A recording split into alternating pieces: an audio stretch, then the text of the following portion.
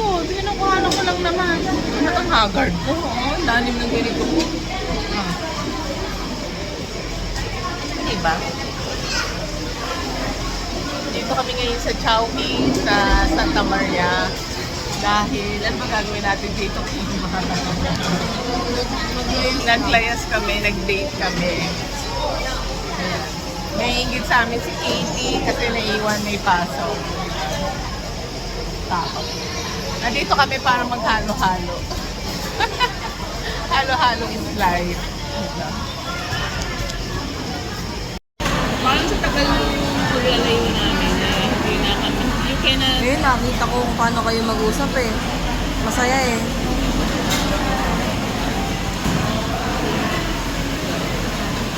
Lalo noon. Lalo nang kulang na lang eh. Nagtira kami sa isang bubong.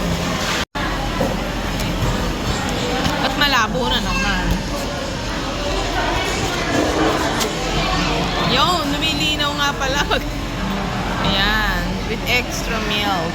Siyempre. Yan, sarap. Anak,